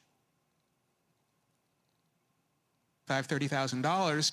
Guys, I'm going to Rebecca. Rebecca? So when we hear now people telling athletes to shut up and dribble, that they need to just focus on the court or the game of play, they've been saying this for decades. And the reason why athletes are attacked that way is because they have outsized impact. They have a platform. People are fans of them. People listen to them. People spend thousands of dollars, in support of athletes. And so, for many of our Black athletes, we need them to speak out on social issues. That has been the spirit of Muhammad Ali. That's been the spirit of Jackie Robinson. And those are the things that are important when you have such a large and outsized platform. But finally, I would say this, is that it's important to see the whole person, not to celebrate them for the rhythm, but also understand the blues that they went through as well. Understand some of the great pressure and depression that many of those athletes went through because they did choose to stand up on behalf of the community. Folks, right now at the Jackie Robinson Museum, there's a chat, Roy Wood Jr. and Howard Bryant. Let's just go live there. We'll just want to play a little bit of this. These are the African-American pitchers who have won 20 games in the big leagues. It's the number, I believe, is 14. David Price is the last one. And so the inside joke with the Black Aces is Fergie Jenkins is one of them, but Fergie's Canadian. How come he gets to be a Black Ace? And my man Louis Tiant, may he rest in peace, was like, I'm Black, I won 23 times, right? And he said, no, you're Cuban. He's like, no, but I'm still Black. And so it's funny because there are a handful of players that I covered that were Latino but also identified as Black, whereas there are also a lot of players where if you call the Dominican player Black, you want to punch you in the face. Yep. So El Duque, Black. Louis Tiant, David Ortiz, Black and Latino, right? So there's this thing inside the game where there's a statistical distinction, even though everybody's African. And then to the question you asked me about whether or not Major League Baseball's involvement in Birmingham and fixing up fields has helped the sport as a whole in the city, I would say it's helped immensely. They came. The city where Willie Mays is from, Fairfield, Alabama, is a dirt poor town. Like in the last 5 years, their police and fire has been annexed to the county. They don't even have local PD anymore. And for them to come into town, so they don't have money to fix a baseball field. So for MLB to come in and fix Willie Mays Park, that's huge for Fairfield. It's huge for Miles College, which also plays on some of the ancillary fields in and around the city of Fairfield. Bigger than that, Rickwood is still a high school facility that's also used by Miles, sometimes by UAB. So you have 8 area high schools and a couple of county schools that come in. And so for them to redo Rickwood Field for MLB specifics, for for the Negro League tribute game that they did. They had to come in and redo the field from the ground, from the gravel through the soot and the sand all the way back up. And agree to maintain it. So not only pay to maintain it, but now you have to have a groundskeeper. I also didn't know this about Major League Baseball. Apparently to like run grass in the MLB, you need like a 10-year degree in grass stuff. And I don't know what it's called, but it's a super, That's what it's called. It's a super serious horticulture or whatever it is. The person that is in charge of going around to every major league field, all 30 teams, to make sure that the grass is up to spec every season, they sent him down to Rickwood, and he trained the brother that was already working at Rickwood. They didn't bring in their own people. So now that brother's equipped to train the next person under him and the next person under him. And they've left what I believe is an impactful situation where there's fields that are accessible and usable on a regular basis. More important than that is that they still come back and they do the East-West game every year.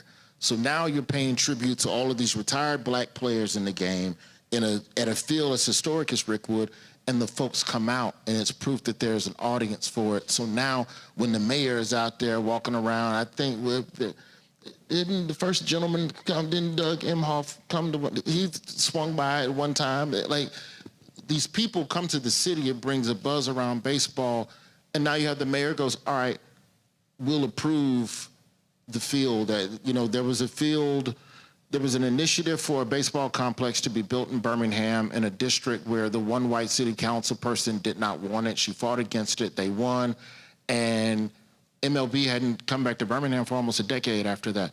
And we were talking about a complex that would have had 9 fields. That referendum is back on the table for 2027 now. Yeah. And so that's the type of stuff that having a presence and a sustained presence can do. So, I mean, absolutely, I think it's up. Because if the kids in the inner city, if they have a field and a place to play, even if it's just pick up stickball, you hope the interest sticks with them a little bit longer. That's right. And this is the reason why you cannot have a functioning democracy with no public wealth. I mean, you can rely on corporations, but you need public wealth. And public wealth in this country is virtually zero in so many local municipalities. Anybody else? More thoughts, questions, comments? I had one real quick. I can't see you. Oh, there you go. Okay, sorry. It's a little bit selfish. I grew up in Somerville, New Jersey, the home of Paul Robeson. Home of Paul Robeson. And my wife and I both did, and she does a little pop-up museum with Paul Robeson being the main focus. He's criminally under, no one knows who he is. He was Luther, Denzel, Malcolm X, valedictorian, Jim Brown. Is there any chance your book could get turned into a Netflix documentary? Or I wrote him 2 letters. But I'm asking you. Let's just say that the way Hollywood works, yes, the phone has rung, but I'll believe it when I see it. This gentleman here, it's coming. Here we go. Mike's on the way. All right, folks, and so we're going to actually grab that and restream that whole conversation later. So you may be wondering, how did all of Major League Baseball get around to wearing number 42? Check this out. Ken Griffey Jr. Sat down and talked about it. Listen to this. And for those of you at home that don't know, you see all the players wearing number 42. That was a brainchild of this guy. So I want to talk to you about that. How did that come about? The number had been retired, and players were picked out every now and then to wear 42. How did it come about all of them are wearing 42? I wore it a couple times prior to that while I was in the Mariner uniform. And every year they celebrate it. And I'm like, how you gonna celebrate something and not wear his number and honoring him and not wear the number? And so I called Bud at home. Called him at his house. Yeah. Hello, Mr. Sealy. Yeah, I was like, hey, can I talk to you for a minute? I said, would it be possible if I wore 42 on Jackie Robinson Day? And he says, we had like a 10-minute conversation. He said, hey, is it okay if I call Rachel to make sure it's okay? And I was like, absolutely.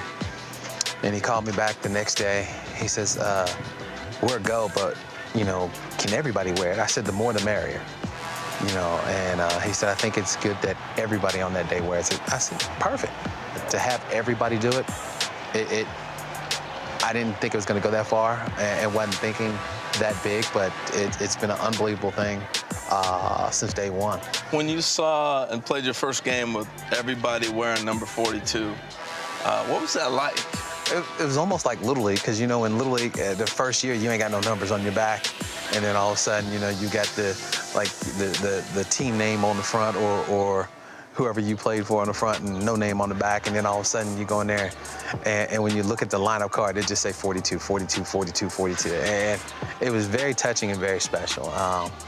But it was a little weird because you know these guys by their numbers and just look at them and go. That's a pretty interesting history there, Brian. What I also think is great about this, what happens is that by this being an annual thing, you then begin to see, for instance, Bob Kendrick. I saw the Dodgers had posted photos of him speaking today. This was today. The Mets and the Dodgers are playing, and so Bob Kendrick, who runs the Negro League Baseball Museum, he spoke to both teams. That's him right there in front of the Jackie Robinson statue at Dodger Stadium. What it does is it also, for those who choose to cover it, forces them to deal with this story, to not only deal with, sure, Robinson breaking the color barrier, but having to talk about the racism that he had to deal with and all those different things, because all too often in this country, we really don't like to confront American history. We're about to celebrate 250 years of American history, and it's going to be a complete whitewashing by Donald Trump because they don't want to talk about all the hell that Robinson went through. They only just want to just tout his achievement. I agree with you. Unfortunately, in our country, and most people that own professional sports teams and baseball teams look like me. And I say unfortunately because I'd like to see more diversity, but there are some people I would imagine in Major League Baseball that own franchises that look like me that don't want to talk about this. Now, they can't say that publicly. Why? Because they're going to lose fans, right? They're going to lose their base of fans. But I'm glad. I love to hear people like Ken Griffey Jr. God, I love Ken Griffey Jr. so much. And hearing his story is so great. And some of the greats to ever play this game talking about Jackie Robinson. And you're absolutely right. It forces some of these people to have to either listen or talk about it. And I don't care if it makes them uncomfortable or not. It's such a huge part of not just the game of baseball and sports in general, but our country, the history of our country. And we've talked about this earlier in the program. It's important for everybody to learn a piece of history. And this is such a big part of it, Jackie Robinson. So God bless him on April 15th. I remember this day, every year. And I'm so glad that Major League Baseball, in a sense, is forced to talk about this sort of stuff. And I hope they continue to do so. This is also, listen, I don't know what CNN, MS Now, and Fox News and the rest of people are going to do. This is also why black-owned media is so critically important because just like last week, listen, Major League Baseball should celebrate Henry Aaron Day every April 8th. That was the day he broke Babe Ruth's record, 715 home runs, but we made sure to pay tribute here as well. That's also in terms of what our responsibility is too. Is Robert there? Yeah. Look, Roland, I think the problem that we're going to run into is that if we don't get a hold of our history, we don't hold on to this. By the time this administration is done, they're going to try to explain to you that Jackie Robinson was a white man, that there was no racism at all, that it was all a picnic. They're going to whitewash just the same way they whitewash everything else. And this is why it's so crucial that we keep these memories alive. We need to dig deeper to talk about the number of black players who played in the major leagues before Jackie Robinson, who were able to pass for being white, people who were Homer Plessy's color, who were octoroons and quadroons who played. They had to keep their race a secret. There's a deep and long and lasting history there. But the part of what they are doing by wiping Black History Month from school curriculums, by taking it out of the military, by taking it out of museums, by creating their version, this Project 2025 version of America, they want to ensure that we forget those things so that they can use their system to interject and inject their own version of what happened. And I talk to many young people now who grew up in kind of that post-racial Obama era of America, who have no ideas about the things that happened beforehand because we spent so much time sanitizing and protecting them, then teaching them about this post-racial society. They don't understand the lion's den that we came out of and what we went through to get to where we are at today. So this is why it's so important that we give the truth and opportunity to flourish. Use this day not just as a moment to celebrate Jackie Robinson, but all those pioneers, the ones that who are on those Negro League buses, the ones whose names have never been known, the ones whose pictures only exist in family notebooks. Bring those out and make sure folks understand the fight that took place is never about one person. It's a symbol of a generation that fought to give us the rights we have today. Rebecca, final comment. Look, if you don't understand history, if you don't learn history, you're going to repeat it. There's a lot of people, there's certain people in this country who will make a whole bunch of money if we repeat our previous history. And so, yes, to everyone else's point on the panel, we have to make sure people actually understand what's happening. You cannot rely on sending your kids just to school to learn history. You know, I'm very grateful that my parents, you know, growing up in Omaha, was very intentional with making sure that I understood Black history, making sure on the weekends that I visited the various Black history museums, that I spent time as a small child watching Eyes on the Prize, being 7, 8, 9 years old, watching Eyes on the Prize. And it was something that we didn't just do one time, but it was something over and over because my parents wanted me to have a strong sense of identity, a strong sense of pride and understanding. Because once again, you know, in you know, this first 250 years, you know, we have to say never again for certain things, but we can only say never again and mean it if we actually understand what happened. All right, Robert, Rebecca, Brian, I appreciate y'all joining us. Thanks a lot. And Rebecca, don't wear that cowboy stuff again. Ever. Ever. You might as well just burn that stuff right now. Tony Dorsett, Michael Irvin, Emmitt Smith, Deion Sanders. Like, come on, Tara Owens. Like, I support the Cowboys. You know the first Cowboys in this country were Black, Roland. But they damn sure were the Dallas Cowboys. They were around Dallas. And matter of fact, no, they weren't around Dallas. Matter of fact, y'all don't even play in Dallas. Y'all ain't played in Dallas since the early 70s. You went from Irving to Arlington, so you ain't even in the city. Well, you aren't the Houston Oilers anymore either. Yeah, they're they're the Tennessee Titans, and we have a team called the Houston Texans. And in fact, the original team in Dallas is now the Kansas City Chiefs, so y'all ain't in the original. Yeah. Well, we have that in common with our teams. Y'all ain't got nothing in common with us, and the only nothing. They ain't not now nothing. It's gonna be a rebuilding year. Hold up now. Let's be real clear. Hold up, get your facts together. Ain't no rebuilding year for the Texans. Okay, now y'all the ones who didn't make the playoffs. I know who did make the playoffs, and that's the Texans. So, I mean, let's be real clear. Your team is trash. Let's be real clear. And let me go ahead. And let me go ahead. First of all, if you have a child who's now 30, that was the last time y'all won anything. So you might want to just go ahead and be quiet about that little Super Bowl stuff. Only one team a year to win. Only one team. Y'all don't even make the playoffs. There's 32 teams. Boo. Y'all don't even make the playoffs. What you talking about? Quick thing.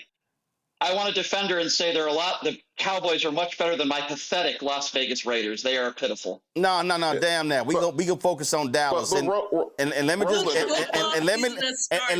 just go ahead and remind you, Rebecca. Let me just remind you, Rebecca, this was the ass whipping we gave y'all last year in your stadium. Dropped the lower third. It was Texans 34, Cowboys 10, and that goes for Rebecca, Deshaun, Antoine, Henry, and all you old punk-ass Cowboy fans. We whooped that ass last year, and we gonna do it again. Okay, we done. Robert, you about to say something? Yeah, I was gonna say, Roland, what you gonna do this weekend when old man LeBron comes to Houston? You gonna take y'all out? When who? When old man LeBron comes to Houston for the Rockets. We beating his ass too. No. Look, I'm telling you, old man LeBron, the Rockets, Ronnie, and the G League Lakers got y'all. Okay. So right now you need to be drug tested. Okay, we done. We done. All right, appreciate it. Thanks a lot. Y'all, this was a tribute the Baseball Museum put together a few years ago in Jackie Robinson. I want y'all to check it out. The importance of the occasion. I remember Mr. Ricky saying to me that I couldn't fight back, and I wondered whether this issue with the video. Give me 1 second so I can get this squared away. This thing sometimes acts up a little bit. Actually, I'm gonna try this here. Let me try something else. We got different ways of connecting. So sometimes the hard line. So let's see if we can try this one here. This should connect. All right. All right, let's try it again. well, I knew the importance of the occasion. I remember Mr. Ricky saying to me that I couldn't fight back. All right, what we got going on here? I know, just hold on. I'm not sure why this is not playing. I had it playing earlier, so not sure, but that's not a problem. So here's what we're going to do, folks. We have lots of stuff. We're going to play for y'all. So one, we're going to, showed you some of Howard Bryant. Remember talking about Henry Aaron? He had an amazing book called The Last Hero, A Life of Henry Aaron. This was by Howard Bryant, so a fantastic book on Henry Aaron.